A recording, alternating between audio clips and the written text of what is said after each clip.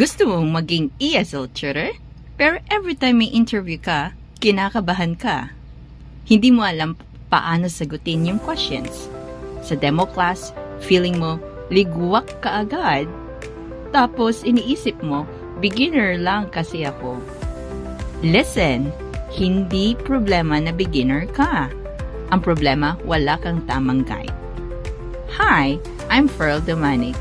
Ako ay may 13 years na experience sa ESL industry. Nagturo ako from beginner hanggang fluent level students. My English certification, naging admin at demo trainer. Tumutulong sa applicants para makapasa sa demo class. Nakapag-develop ng teachers hanggang maging successful at ma-reach ang goals nila. Alam ko ang hinahanap ng ESL companies. At alam ko rin kung bakit bumabagsak ang iba. Maraming ESL applicants ang magaling mag-English, pero hindi sila natatanggap. Bakit? Kasi hindi nila alam kung ano ang hinahanap ng isang ESL companies. Hindi sapat ang fluent ka. Kailangan alam mo ang system. At dito papasok ang training na ginawa ko para sa'yo.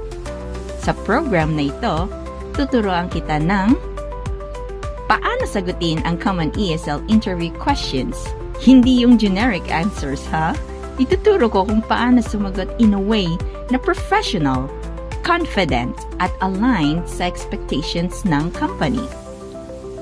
Ano talaga ang hinahanap sa demo class? Maraming bumabagsak dito. Akala nila kailangan perfect English. Hindi. May specific structure at classroom energy na gustong makita ng isang evaluator.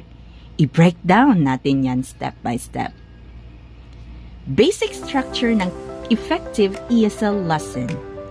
Intro, warm-up, main activity, correction, closing.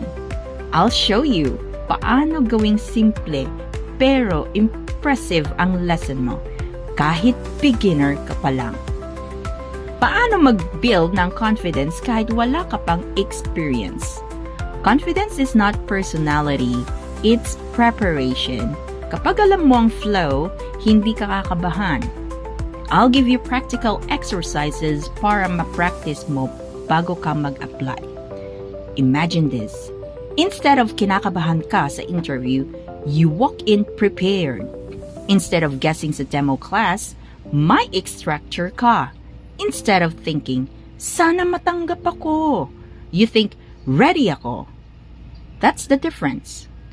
Para ito sa beginners na gustong makapasok sa ESL industry, mga ilang beses na na-reject. At sa mga gustong seryosohin ang pagiging online ESL tutor. Hindi mo kailangan gumastos ng malaki para matuto. For less than what you spend in a week, you can already prepare yourself properly for ESL interviews. Kung gusto mo ng malinaw na guide, walang guesswork, walang trial and error, click the button below and start today. Invest small, prepare smart, get accepted.